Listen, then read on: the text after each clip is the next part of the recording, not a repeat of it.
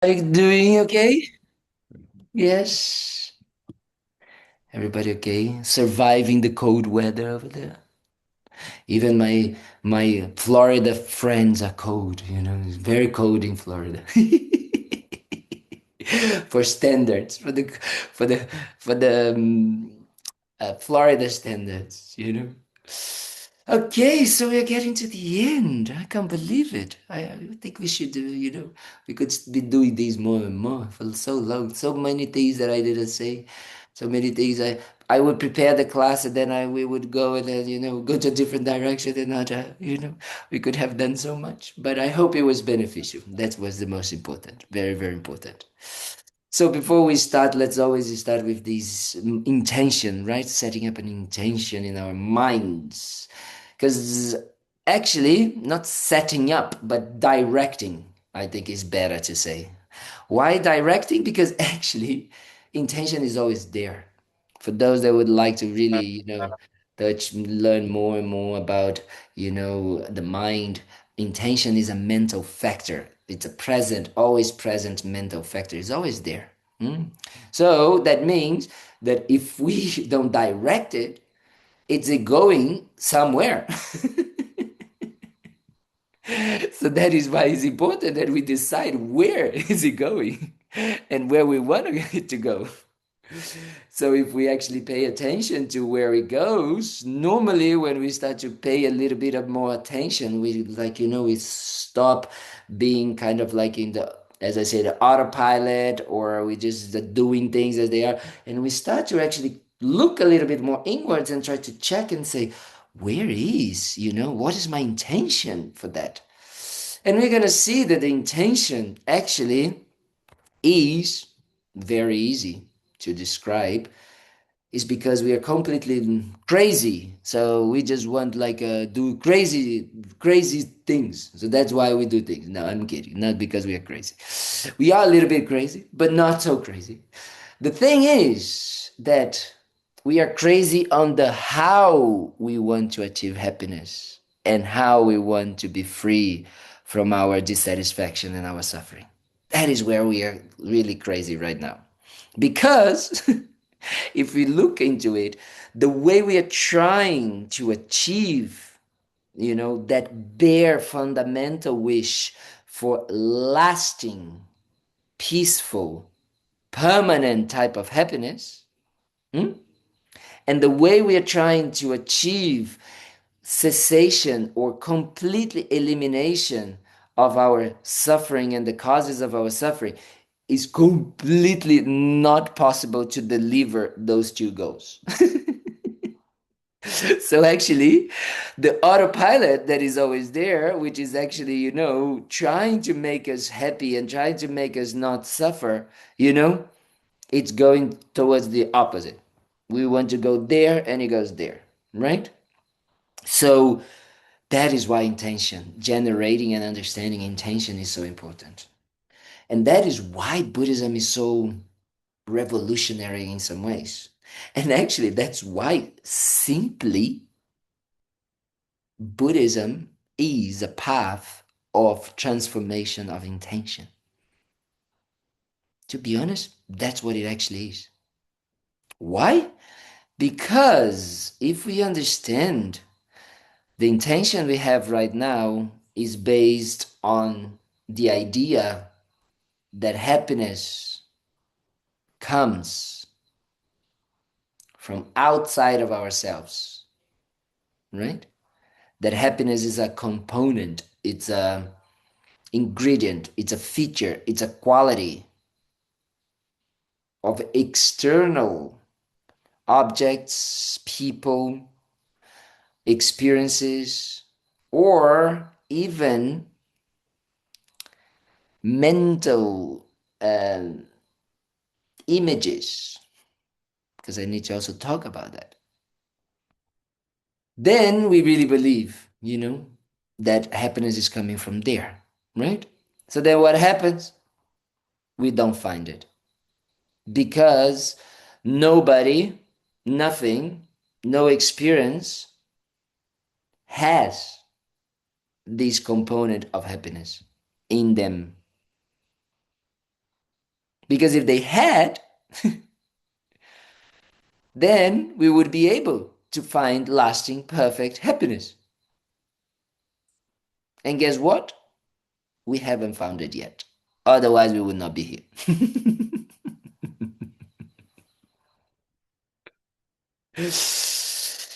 It's not true that we wouldn't be here, but the way we would live our lives would be different. That I can say. Because we would not be suffering.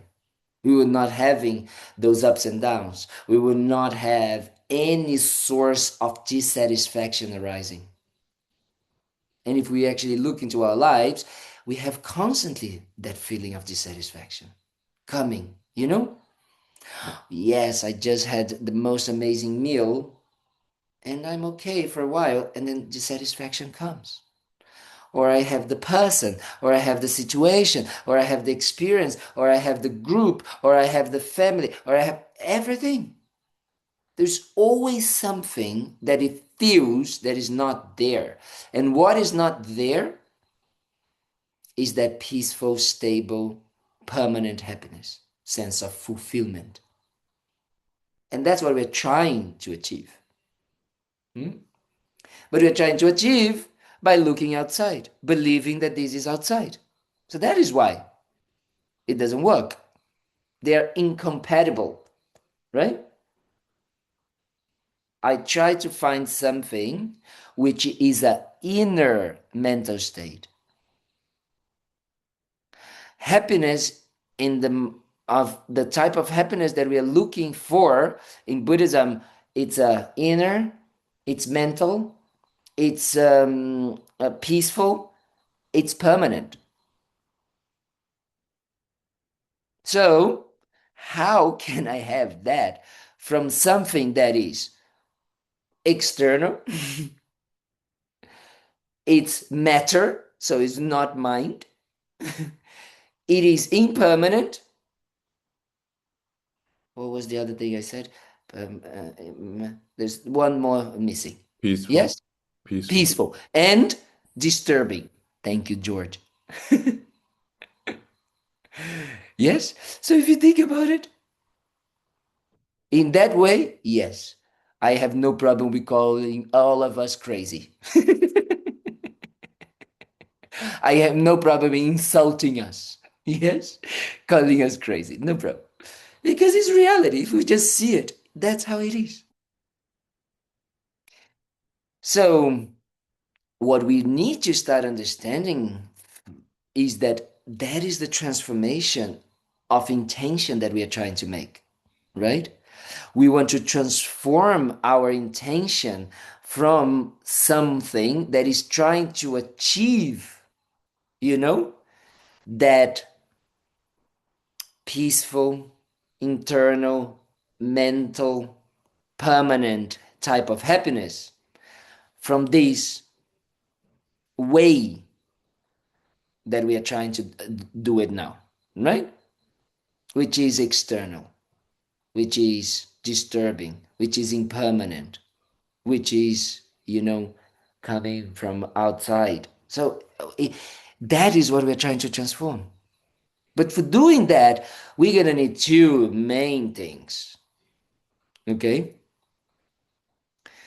One of them, understanding the reason or what is wrong of why we are actually looking for things outside, yeah, for these external aspects, or for the way.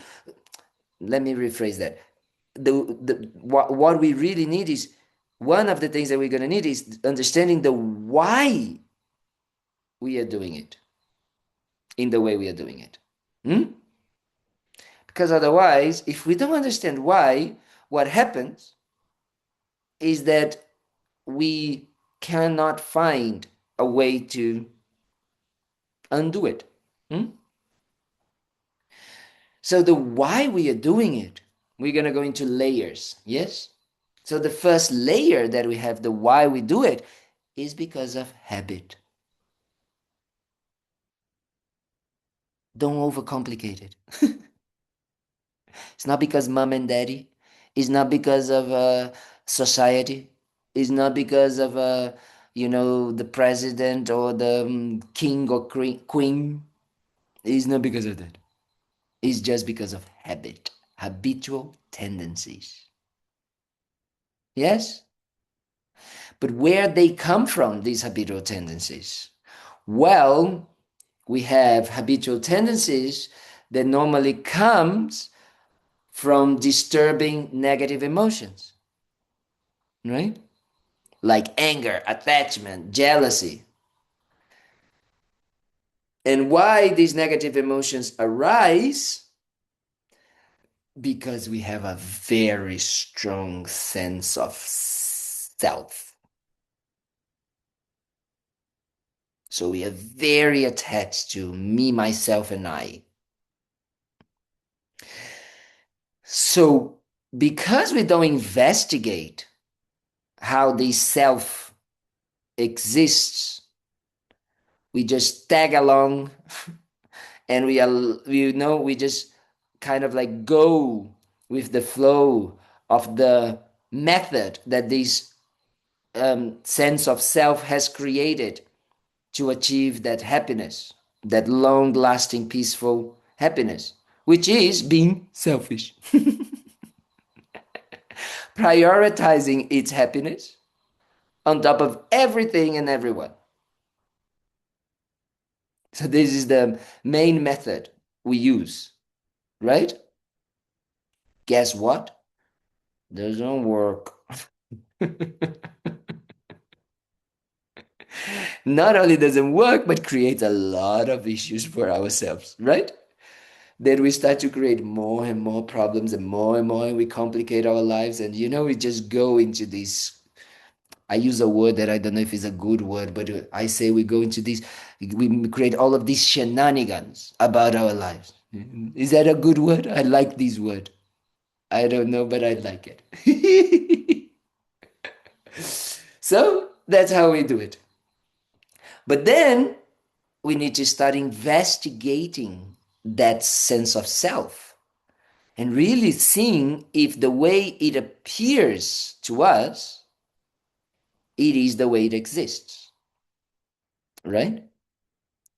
So the best way to do that is by investigating first how it appears to us, right?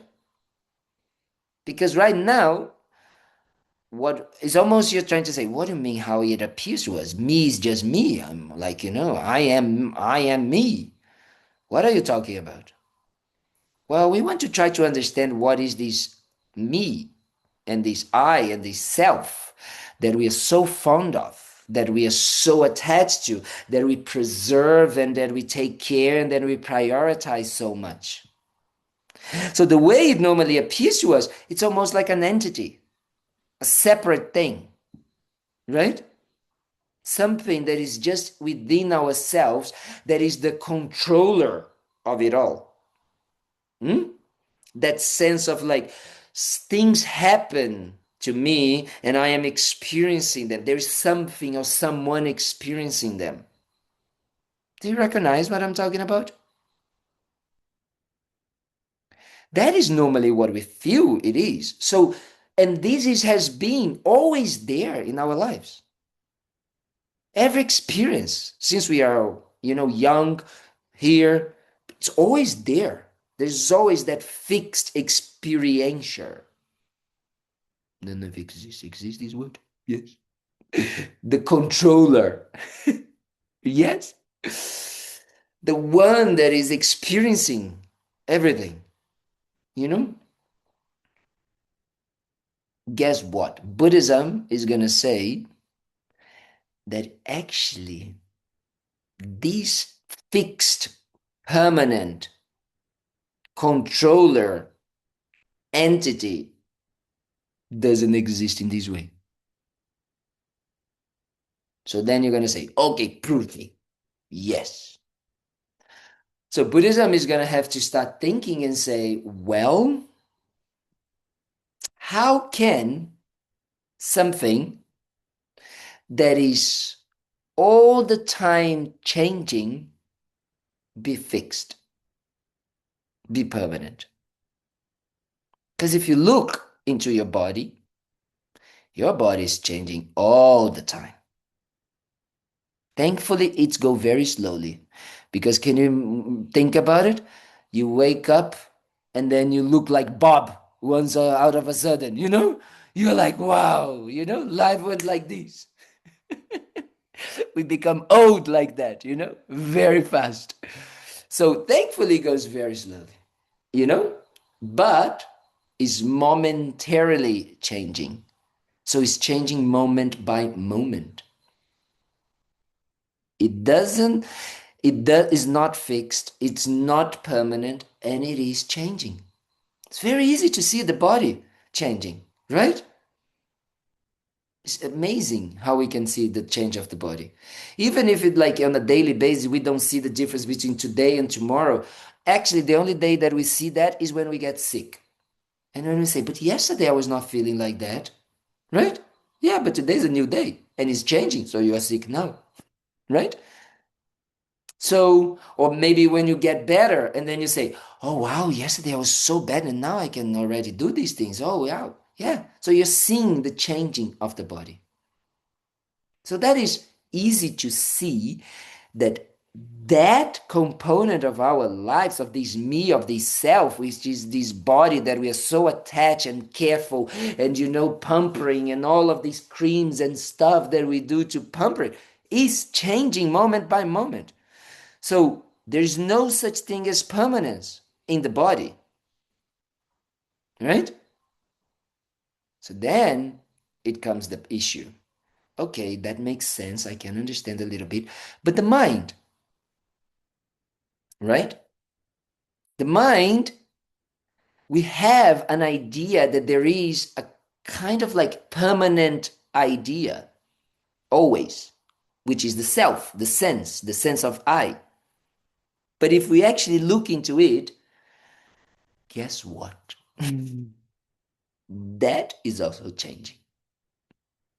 Because the sense of I that Patty have now and the sense of I that Patty had, you know, before she went into the pilgrimage with us, very different sense of I, isn't it? Or when Patty was 16 years old, very different. Hmm? So why then do we have that grasping to something that is ever changing as well? It's always changing. It's because we don't investigate it, so we believe it's fixed, it's permanent. We make it with our own minds something that is completely impermanent, that is completely changing all the time, that is completely made of parts. Yes? We make it permanent, one thing. Yes? And we just live our lives believing in that. But guess what? Actually, there is an I. There is a sense of, there is a self, right? But that self, it's always changing. That is freedom, if we understand that. We don't have to be in any way. We don't have to hold anything from the past. Does it make sense what I'm trying to say here? Actually, if we investigate how we truly are, it means that we can actually understand the completely freedom that we can be in. But guess what? The first class, we talked about the mind. And one of the things, I think it was the second class, maybe, or maybe even in the first class, we talk about the continuity of the mind. Because that is a very important point. Because when we start to discuss, to investigate the I, many people try to understand that they understand intellectually that everything's changing, that we have different emotions, we have different thoughts, we have different days, and we have different that. But there is always a continuity, a mental continuum, as we say. But guess what? Now comes the difficult part, because we are talking about a permanent phenomena, which is this mental continuum. It's permanent. Yes, in the sense of it lives forever. There is no beginning, no end. That is what permanent means in that case. Yes, so he's eternal, let's call it like this, but momentary changing.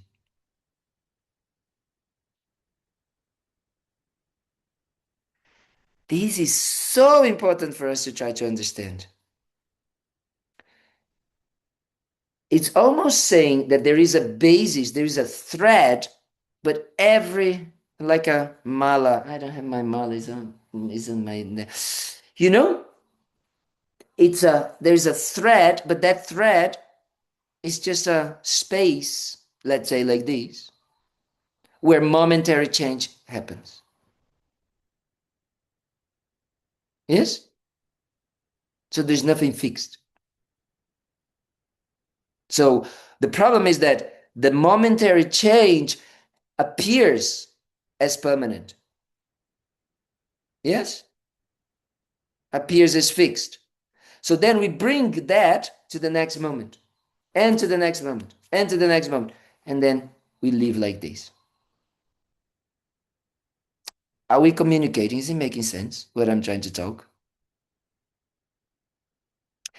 So that, why is so important for us to actually understand that? Because if we understand that things can be eternal but momentary change, it means that if I create the necessary causes, yes, for example, happiness to arise, and I understand how happiness actually works and what I need to create, for to have that momentary change of a mental happiness. If I create that cause, I can have it forever.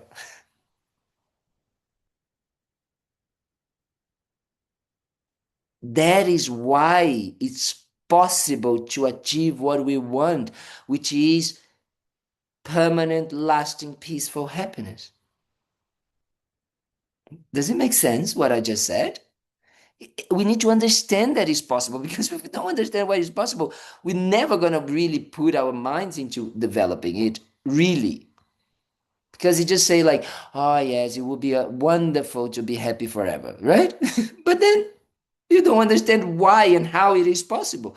But if we understand that actually it's because of the nature of our own minds, the way it works, it's what creates the possibility of us achieving it. Yes, Cynthia, help me, save me. I I have a question. Okay. The Buddha, how Mhm. does the Buddha have permanent, lasting peace and happiness when there's like really sad things that happen in the world? Very good. Very good. Yes, because he's an insensible person. No, I'm kidding. No. Actually, the mental state which defines someone to be called a Buddha, because that's what it is, right? Actually, a Buddha, it's a name, it's a um, label that we give to a mental state. Yes? And a mental state that has two things happening at the same time. Okay? A mental state that has no suffering and no causes of suffering. What actually means is that there is a mind that doesn't see things permanently existing from outside, existing in a concrete way, right? It's actually by understanding how things exist, that things are impermanent, that they do not exist from their own size, that they exist because of parts, that they depend on conditions in order to arise, and therefore nothing can be fixed. Yeah? Nothing can be concrete because it's a bunch of causes and conditions coming together all the time. So if there's always causes and conditions changing all the time, there's nothing fixed because it's always changing. Next moment change, next moment change, next moment change. So I can never hold it. Does it make sense? Yeah. So this is the first mental state or part of the mind that there is in the Buddha mind. Second, it has the understanding of happiness. And what it brings happiness? It's having a mind that thinks all the time, that understands that all of the suffering of every single sentient being comes because of this wrong idea of how things work. And that understands that because the nature of the mind, it's permanent and at the same time, that it's eternal, but at the same time momentary changing, and it doesn't have to have this wrong idea, people can be liberated from that. So the moment that the Buddha understands that, the Buddha engages into actions of body, speech, and mind to help them do that. And whenever he has in his mind, which he has 24/7, the wish for others to be free from their suffering and the wish for them to achieve that happiness that he already has, he finds happiness all the time. Because that is what the causes of our happiness is. Is the moment that you are very simply putting, it's when you, Cynthia, think about someone that you love and you think, wow, I really hope this person is happy. When you have that moment of thinking in your mind, guess what? You're not thinking about yourself. You're not thinking about how to fulfill your own needs. You're not prioritizing anyone. And you have a mind of wanting others to be happy. That brings you happiness. But imagine that you think that bringing happiness to that person will be for them to have an ice cream, right? So you think, oh, I really hope this person will be happy with the gift I'm going to give them for Christmas. But you understand that actually the gift doesn't have the component of giving them happiness. So you don't actually fool yourself. You say, wait a minute, that wish is too small. But I know that this person has a mind that can eliminate the suffering and the cause of suffering and can think about helping others all the time with wisdom. So when you start to think like this, you become happier and happier and happier without doing anything. You don't need to act. Up until now, only a mental state. Yes? And then you don't think about that person, but you think about someone else. And then you're thinking about two people, Oh, yes, I hope that this person have also that person and also that person. So you are not having thoughts about, but how about me, me, me, me, me, me, me, which is the source of suffering for you. So then you're eliminating that. And every time you think about someone else, your mind is happy. There's love in your mind, which is the definition of wanting someone to be happy. So when you have that in your mind, you're happy. So imagine the Buddha, which has that understanding, what actually brings happiness and eliminates suffering, 24/7, and thinking about all sentient beings, happiest person in the universe. Does it make sense, Cynthia? Yes. Yes? Okay. Sheila. So to follow up on that, I mean, Yeah. when I look at the world, just Mhm. sometimes I just want to cry, like all the things that happened this weekend. So did the Yes. Buddha cry? Does he cry too, even though he has this higher realization? When he sees Absolutely. how we're, beating up on each other? He wouldn't cry because of that. He would cry if it would be beneficial for others to see him cry. Oh, If there's benefit. He doesn't get overwhelmed or sad because of the suffering. Because he knows that actually all that suffering, even in reality, it's completely a mental formation. The suffering, even though it looks so real, it's happening in the mind. Even the physical suffering is happening in the mind. And he understands that the mind is permanent and it is moment by moment changing and it is clear and knowing. And therefore, it doesn't matter the completely deluded ideas and crazy things that we are thinking and suffering from, it's not harming the essence of who we are at all. So then he doesn't suffer because there's no suffering, inherent suffering. There's no self existing suffering. There's only cause and effect. And therefore, what it brings to him, it's courage, it's love and compassion, because he knows that if we help others to change those causes and conditions, that suffering goes away.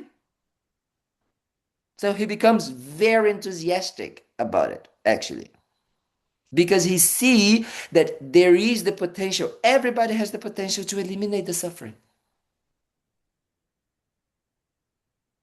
So, and if if it crying, like His Holiness, there's a beautiful Kandrila as well, but His Holiness, when they are talking about, and I'm gonna get emotional as well because I always get emotional when I think about this every class. When you think that all the suffering that exists in the world comes from a wrong view of how things exist, it's heartbreaking. Hmm? yeah. But the same time, you understand the way things are. So then, instead of becoming heartbroken, actually, this creates happiness because we know that there is a possibility of eliminating the suffering. Right? That is the beauty of actually the Buddhist path, because the more we understand about our own minds and the way we can eliminate our suffering and the way, to achieve what we actually want, instead of going this way, actually coming together and really finding the cause, the way to eliminate the suffering, the cause of suffering, the way to find ultimate happiness. Wow, life becomes so powerful, so joyful, so meaningful. Yeah? So that's why we need these dual understandings. We need the development of the correct view of understanding how things exist, including especially this me. Yeah? And at the same time, I need to understand that the causes of happiness, it's actually the mind that thinks how I can help sentient beings to find the elimination of the suffering and find the mind that thinks about others as the source of happiness. So I need these two together. If I have these two together, I'm invincible, right? Then I'm a Buddha, the conqueror, right? Does it make sense? Does it help? That helps. Yeah, thank you. Thank you, dear. I think Bob had a question. You answered it. Thank you. Sorry? You answered it. Thank Ah, you. very good. You see? Very easy. That's a good question, Bob. I like this one, the one that I already answered. So, with time, with more and more understanding, we're gonna kind of like start developing then that understanding, as Sheila was saying, as Cynthia was saying. Oh, I start to realize that if I look at into my mind right here and right now, I'm not being able to find happiness, the ultimate happiness, and find the elimination of suffering for myself right now. I am still completely controlled of my negative emotions, my attachments, my, jealousy, my pride, spontaneously arises. I make no effort for them to arise. Right? So when I start to really understand that, so how can I practice compassion towards others? Right? How can I find happiness for myself, which is the mind? The source of happiness is a mind that is concerned about others' happiness and others' way of no suffering. Right?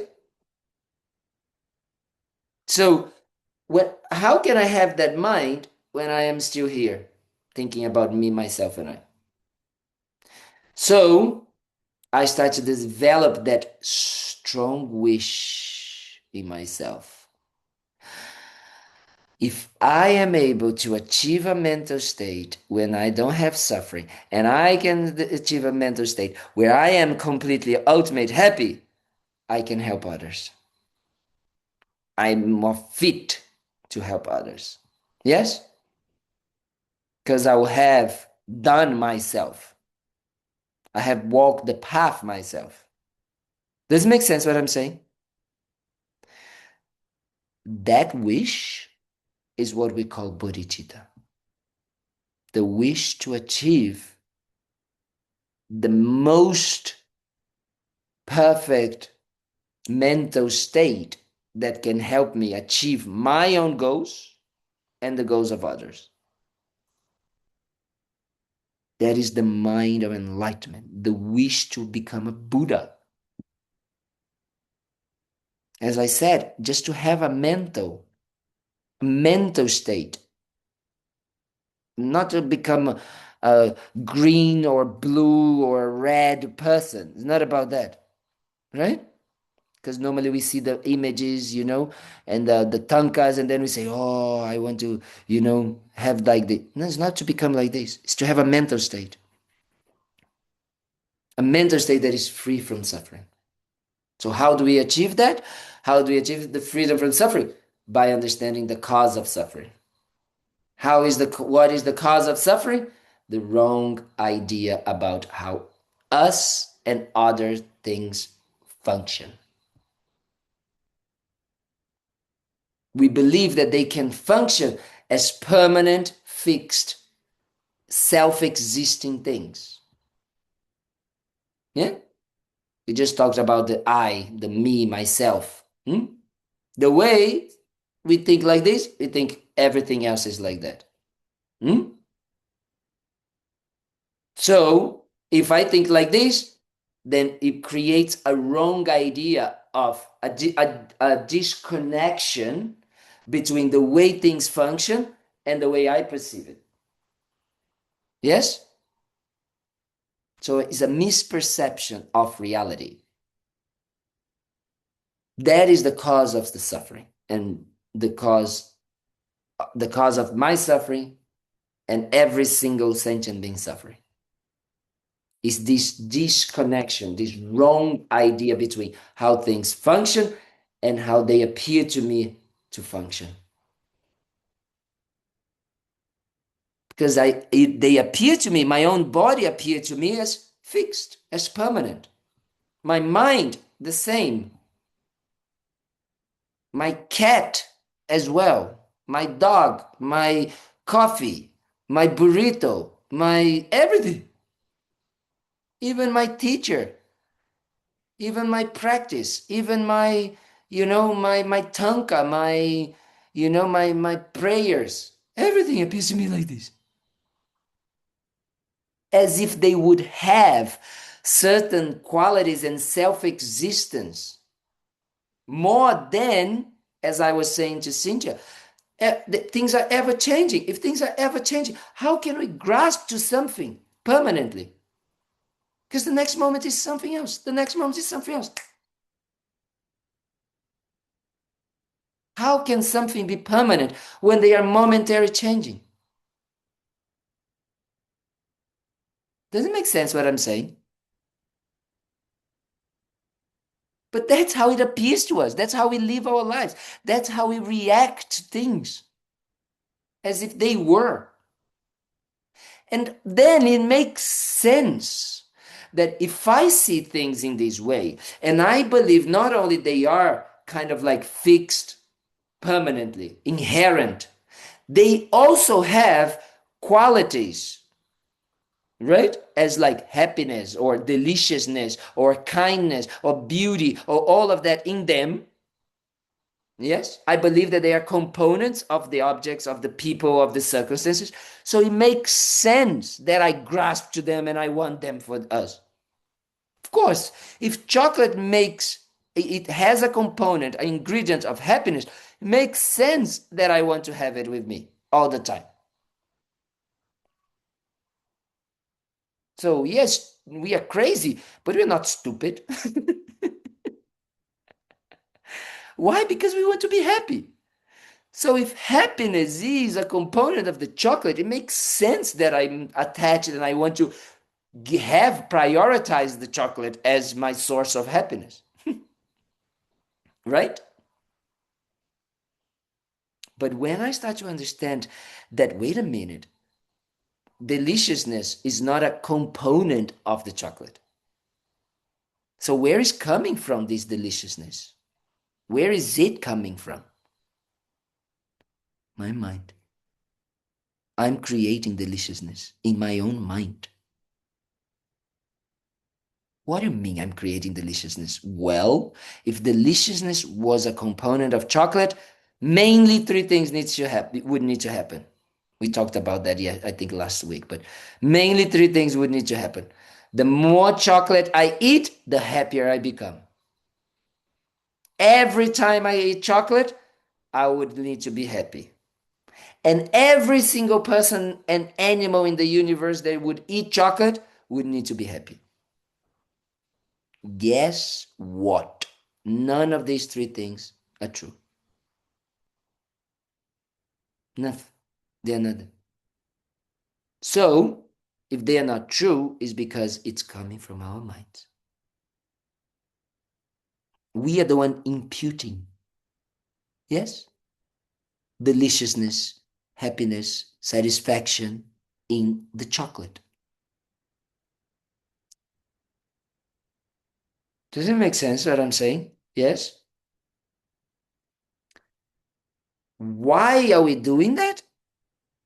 Because we believe that there is a fixed basis, an inherent basis that has this component in it. I see it and I believe it's there. Because I don't investigate, and I will investigate. If I say, okay, let me see if that is true. Let's check. Chocolate is made of cocoa, how do you say cocoa, and butter, and milk, and sugar, and all of these things. If these are like causes and conditions coming together, right? Or we can say these are parts of the chocolate, kind of like all of these ingredients. So then, which one of them is the deliciousness? Which one of them brings the happiness? Because that's what it is. The ingredients. We can read the label, right? So which one of them is the one that gives us the pleasure or the happiness? Why is not written happiness or pleasure in there? Because it's not there. Because they are just components. And if we look at the cocoa, the cocoa, or the sugar, or it also has components, parts, right? The sugar cane, and then this, and then that, and da, da, da. And all of these causes and conditions that comes together, which is what? We need to come, pick up these, and then do this, and then put it together in a certain component, and mix, and then put into the, how do you say, melt, and all of that. So many causes and conditions needed. But guess what? Cause and conditions that are all the time changing. Parts that are all the time changing, and parts and cause and conditions that do not have any of them components of happiness or deliciousness in their ingredient. So then comes the third point. What do? We label all of these cause and conditions and these parts coming together in that way chocolate.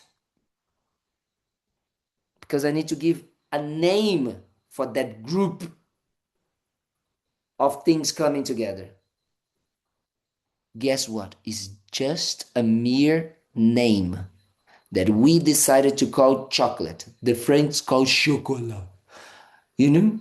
So same. They just, each of people decided to give a different, each language decided to give a different name. But there's a mere label.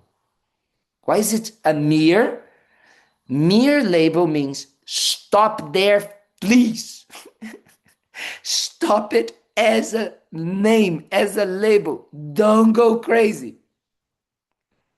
What happened to the mind? The mind cannot, because of habitual tendency, right? And what happens? Imputes something in those parts as if existing as chocolate, as real chocolate, as something on top of these things, something more than just causes and conditions, and momentary causes and conditions coming together and parts changing all the time coming together. We put something fixed there, chocolate. And guess what? We not only put that, and we put as if having components of deliciousness, of kindness, of niceness, or whatever it is. We put in there. And guess what? We put and we believe it comes from the object, from the chocolate. We forget it comes from the mind.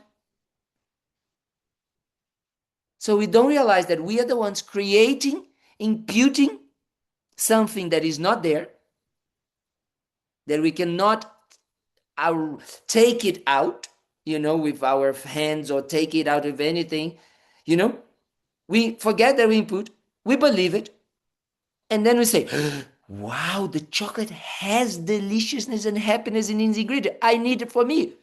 And then I go crazily looking around the world for chocolate, as if it was in the chocolate, not believing that I create the problem in the first place. Does it make sense what I just said? You all looking a bit kind of like, this monk is totally nuts. I know I am, but I hope it makes sense. Yes, Deb. Did after we notice ourselves having these qualities and feeling solid, and that we then seek outside something external, like we just want to move to grab it or push it away if it's negative. But if we notice we have all these qualities, features, and everything else does, but what makes the move to it's out there. It's got to be out there. It's got to be out there. Well, that comes from not understanding both things. Oh, Not understanding the way the self it functions, right? So seeing the way that the self functions different than the way the self functions, yes? Because the self, as we said, it's actually momentary changing body and mind. Momentary body, momentary mind, yes? So if it's momentary, means that each moment, even though there is a continuity, but each moment, it's just arises things, but there's nothing fixed, permanent there, right? So that's the first wrong idea about me, about self. But then I just repeat the same idea towards others, towards everything. So that's why until we are a Buddha, everything that we perceive Well, let me just go back to this. Until we are completely almost getting into Buddhahood and we are seeing things as they are, we're going to see everything, including ourselves and other things, in a way that they don't function, or the way that they don't actually are. Yes? So guess what? Have that in your mind. And this is the best thing ever. Not the opposite. Don't look like Bob that he's like, oh, then I'm doomed. Don't think like this.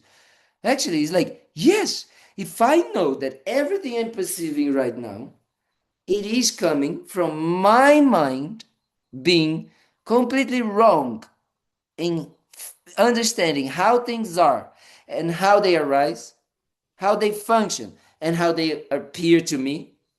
If I understand that there is everything that I'm perceiving has this miscommunication or this misconception or this misperception or this wrong view, as we say, part of our problems are going to start to actually be solved. If I understand that, then why is that happening? Because we are the ones labeling things.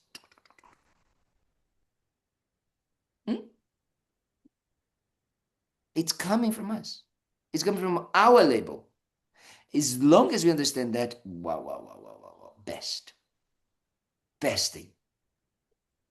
Because then we can start developing the mind that wants to stop that from happening. Yes, Patty. So I like using the chocolate example, but I thought you would like. yes, I like that very much. But I would like you to apply that to something negative, something horrible. So, and how we see our mind. So we'll just use, for example, the recent killings in Australia. Yes. So now this father and son, just pick one. The son, who's still alive, I guess. I'm not sure. I haven't really read about it. Yes. So let's remove the label that we've put on this person as bad, evil. I mean, obviously misguided, sick, horrible things. I mean, I can see that he obviously nobody does that sort of thing if they don't suffer themselves. Mm-hmm. But so let's remove that label. And I know we over exaggerate and da da da da da, and I can understand that and I can say that because we know he's not all bad. But can we break that one down? So first we need to start with the request that you said. Let's take out the label. There's nothing wrong with the labeling. Remember? I said it's merely label. The problem is not the merely labeling. We need to say things like this person did a bad thing. Right? We need to put a label into chocolate, into kindness, into love, into into jealousy. Otherwise, we're saying there's no such thing as jealousy. There's no such thing as kindness. There's no such thing, and that's not what Buddha was saying.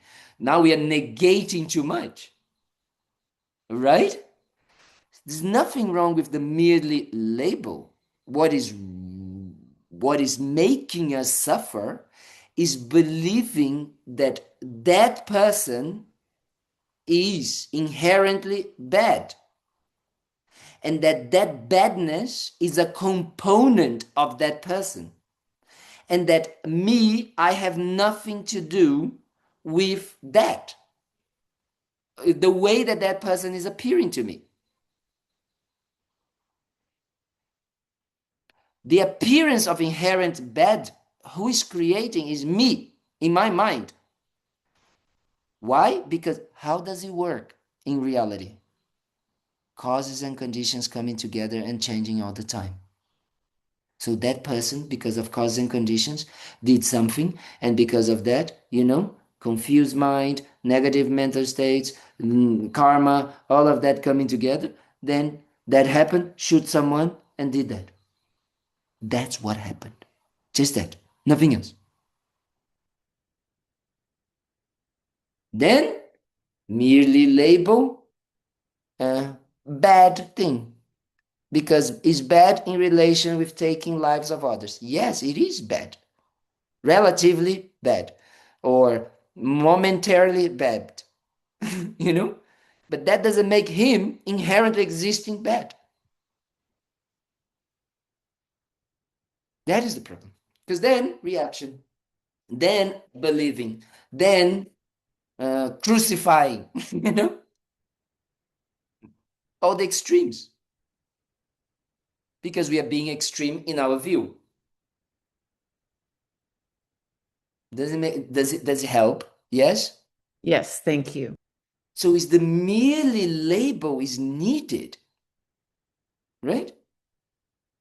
So the Buddha is gonna have to say something is bad, something is good, something is nice, something is this, chocolate is delicious. The Buddha is gonna say that, right? But there's no believing that label it's a component of the object or the situation or the person or me, right? When I say like sometimes, kind of like, say, oh, I'm a bad monk, I'm a lazy monk, and things like that. Yes, conventionally or momentarily, definitely. But inherent, no. So people say to me, oh, you shouldn't say like this, talking badly about yourself. Well, no, it's true. It's relatively true. I am lazy.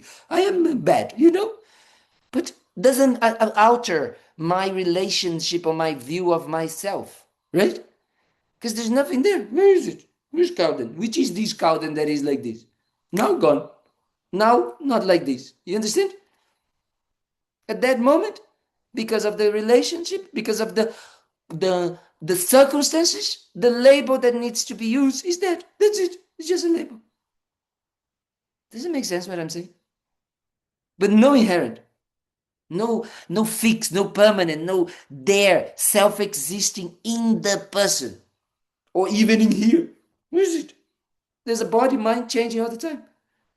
Previous life, maybe pork, Maybe next life, dog. So why? Why get so attached? Does it make sense? So if we start to see it like this, wow, what a break, right? And then we start to develop that wish to say, I want to actually have that freedom all the time. I want to see things as they are. I don't want to have to create my own crazy stories and ideas and be, believing that half coffee is what brings me happiness and then having to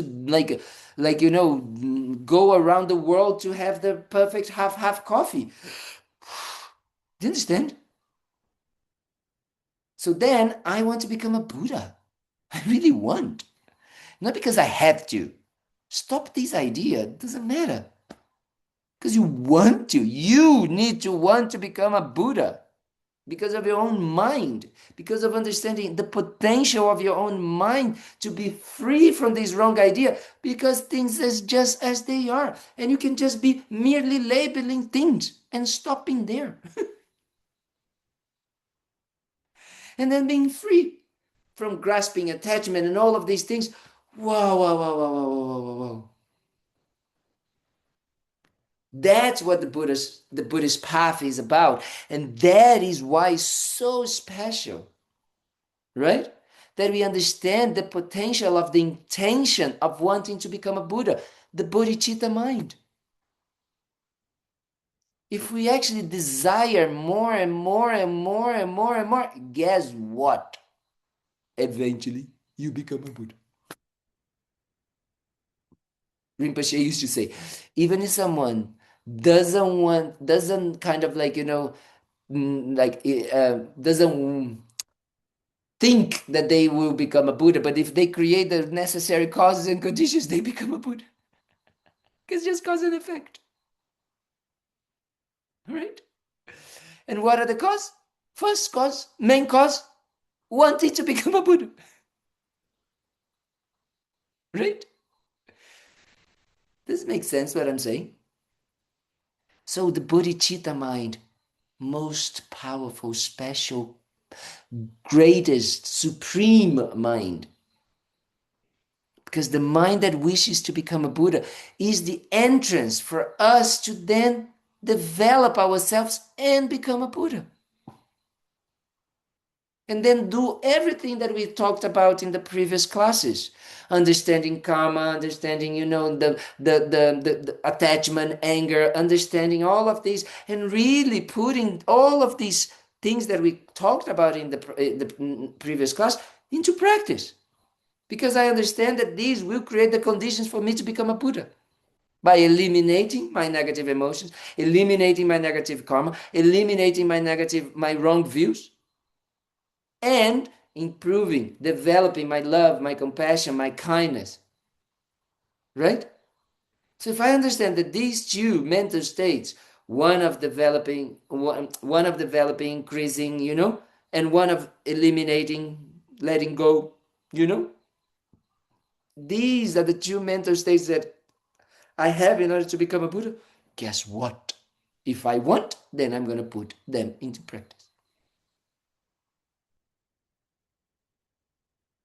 So bodhicitta is powerful, not because everybody tells you it's powerful. It's because you make it powerful. Because you decide. The power is in you, nobody else. Not even the Buddha.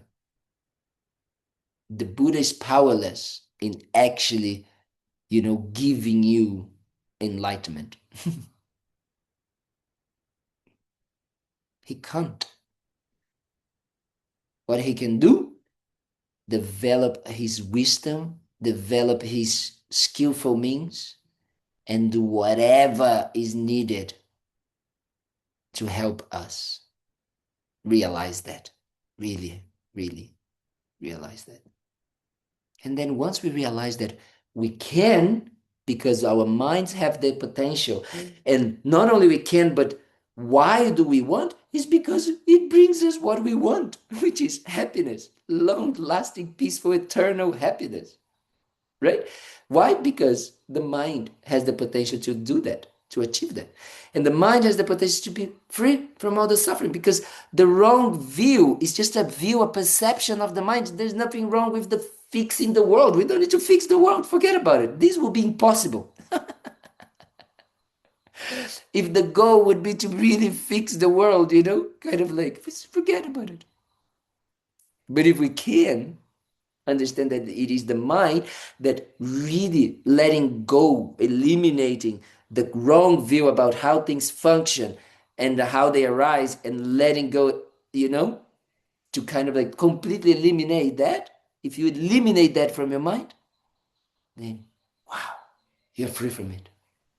So that is extremely, extremely powerful.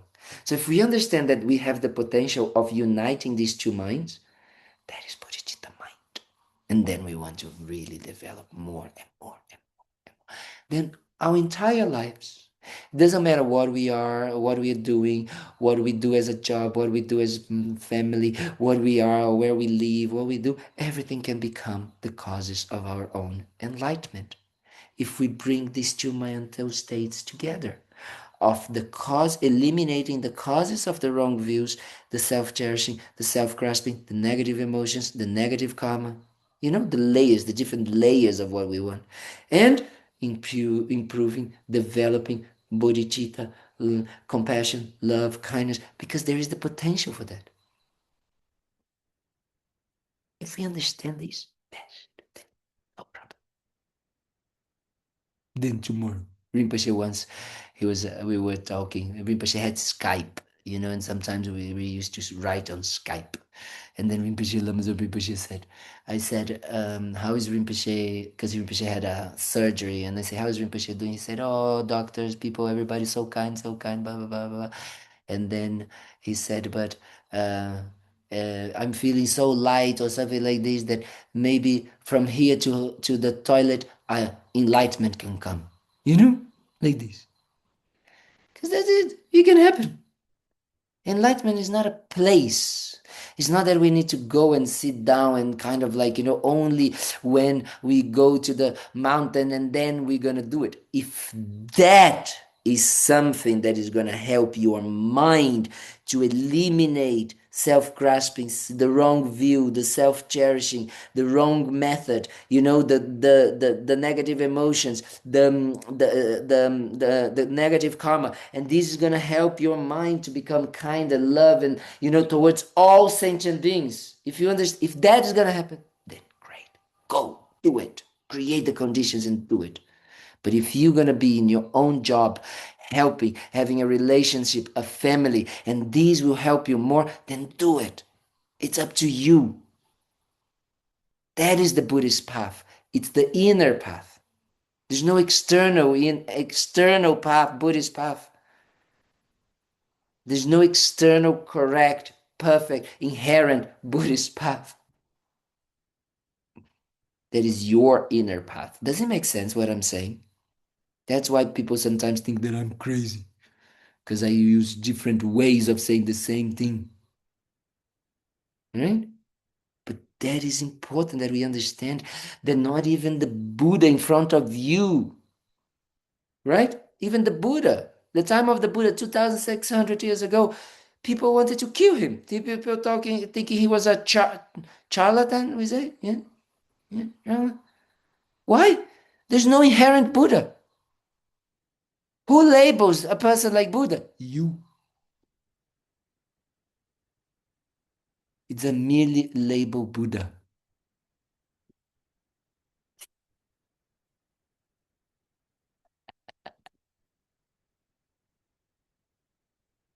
There is no such thing as inherent Buddha.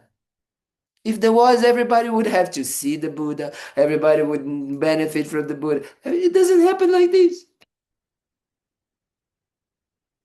Why? Because there's no inherent self-existing a quality that is Buddha.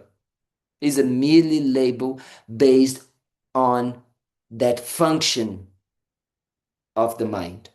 Of a mind that is functioning in a certain way, yes, that is free and that is full of qualities, free from the wrong views, negative emotions, blah, blah, blah, negative, free of all of these, full of unconditional, unbelievable compassion, love, kindness, wisdom. That we merely label Buddha.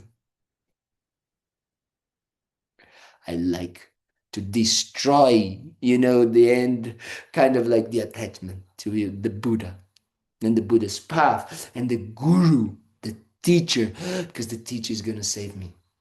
And I say that because honestly, I had to suffer a lot by losing Rinpoche because I believed, the Rinpoche was going to save me. He has the potential to save me, to help me, show me the path, for sure. But depends on me. And I was thinking he was there, outside. Right? Does it make sense what I'm saying? Still waiting for outside. Something to fix me. Crazy. So that's the idea. I hope it made any sense what I talk about today. But that is the conclusion we are coming to this. Yes?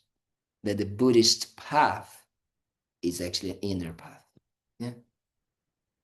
It's individual, depends on your mind. But then you use those tools in order to transform. Yeah? And especially the intention. That's the first and most important thing. You just form your own intention of wanting to become a Buddha. So work on that. That's the bodhicitta mind. Now you guys have it all. Yes.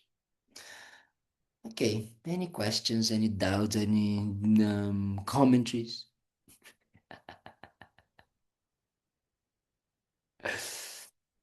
No? Okay. So I think we're gonna thank everybody, especially Sheila, Patty, and all the people in the Shantideva for having asked me, to come. Because if there's no, request, there's no then teaching. If there's no people coming, there's no teaching. So it's because of these causes and conditions coming together that momentarily we can say teachings. Yes, we can call this moment merely label momentarily teachings. That's what we call it. So let's make sure that everything that we have kind of like listened to and all of that, if something benefit our minds, then we momentarily dedicate it. We dedicate that these becomes the causes for us to develop, really develop, that wish to become a Buddha. Because if that is what we want, then we will achieve it. Ah, yes. Yes, yes, yes. So dedicate first for ours and all beings' enlightenment. Because that's the ultimate goal, you know? Because if we develop the wish to become a Buddha, guess what? When we become a Buddha, we won't stop until all sentient beings are enlightened. So then this will happen again as well. So the wish becomes true. So we dedicate for that. And of course, as I always say, is that, for us right now, we are totally influenced by external things, external people. So we really dedicate for places like Shantideva to continue, and all the Dharma and spiritual centers in the world that help others to find, the methods to achieve enlightenment. May they continue to have all the support, all the necessary resources for these places to still continue to exist in the world, helping others. Yeah? Giving them the chance to meet, to study, to contemplate, to meditate on the Dharma, the precious jewel of Dharma.